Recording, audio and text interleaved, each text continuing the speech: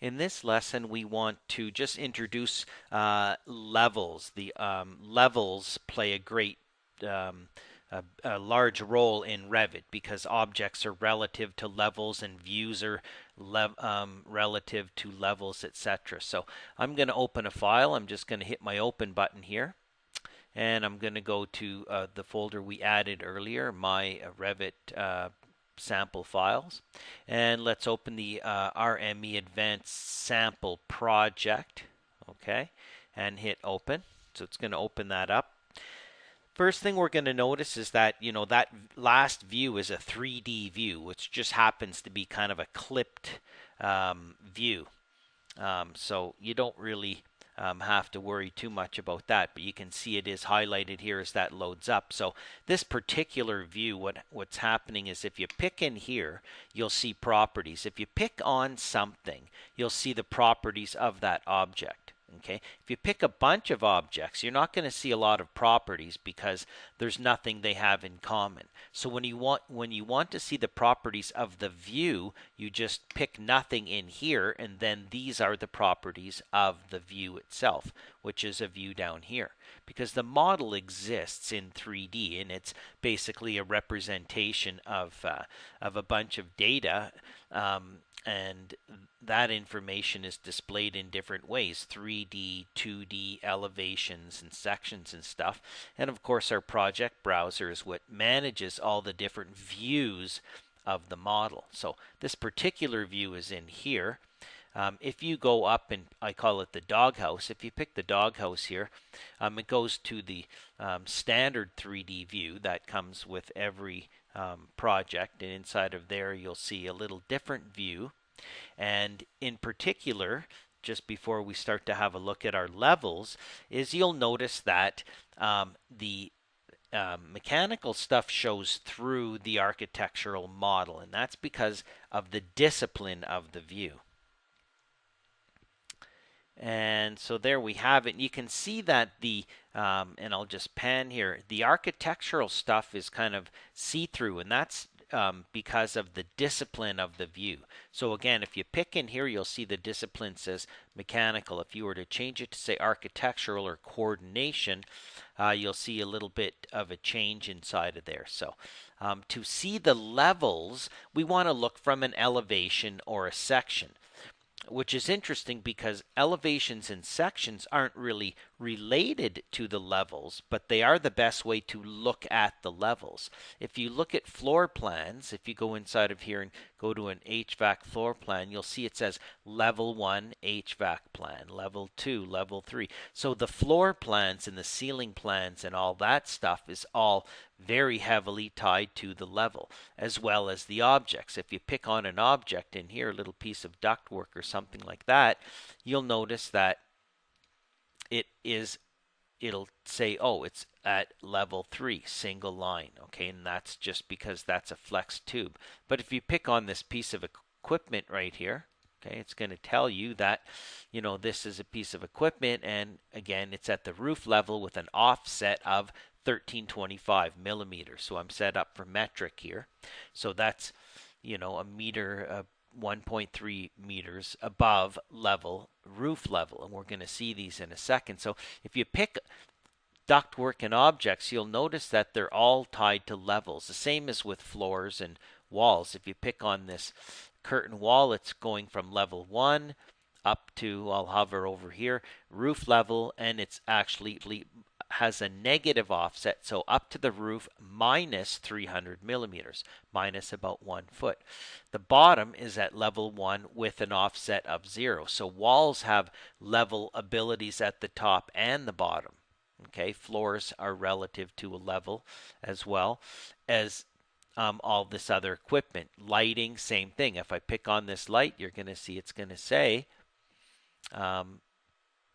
it's associated to, but it does not. Oh, there it is, schedule level 2.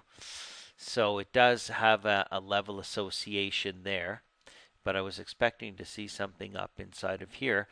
And lights are different a little bit because they are hosted by ceilings and stuff. But the ceiling itself would be tied to a level. So if you pick on here, oh, that's a floor, level 3, 175 millimeters above the floor. So let's go to an elevation. So I want to find an elevation. I'm going to go up to the top here and use my search tool, which I love in Revit 2013, and type ELEV and then hit next. It's going to toggle through here. Building elevation, first level slice. No, I don't like the sound of that. So let's go next. And elevations, building elevations. Well, that looks interesting. Let's close this off. There we go. South, north, east, west. So let's go to, I don't know, let's go to the west elevation. So we double click, opens up that elevation.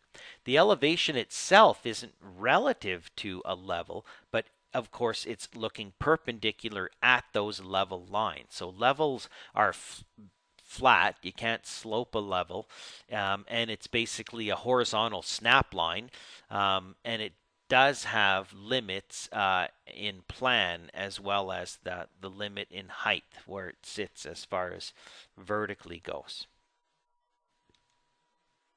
And there's our west elevation. And I'm looking at my level lines here, and you can see if you hover over there, if you hover over anything, just let your mouse sit, it'll tell you. And again, learn to read what it says. And the semicolons, in this case, it's kind of boring because they're levels, but if you hover over a piece of equipment, it'll say it's a duct, that's a category, rectangular duct, that's the family, and mitered elbows and T's is the type. So get used to hovering over stuff. Now, the other thing I notice is inside of here, and I'm just going to use my regular little zoom window button here because it'll just go a bit quicker, is that my level lines, this is a great example of, we have our levels, but in fact the level lines themselves need to be kind of gripped and stretched because you can kind of see them. They're blue inside of here, and they should probably get pulled out to here at some point.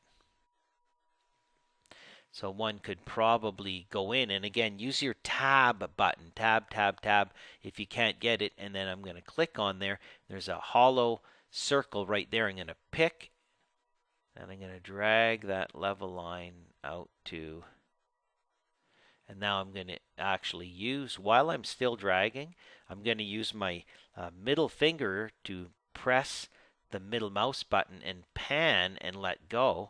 And I can continue to drag. Isn't that interesting? So I'm using two fingers on the mouse at once, and then pick out and let go. And if the other level lines were aligned with that end point, then they'll move the other level lines out as well.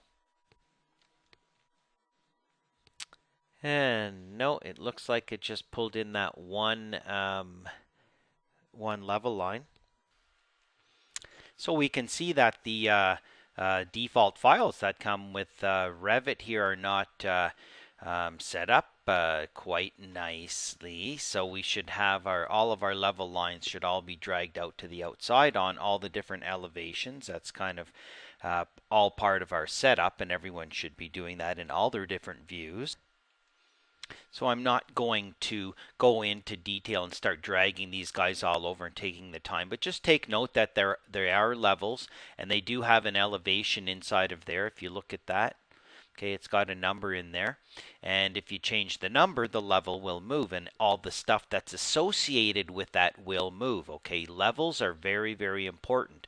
Almost everything that you model is in one way or another tied to a level. It can be above it, it can be below it, it can span across it, but it is generally going to be somehow related to a level line, okay?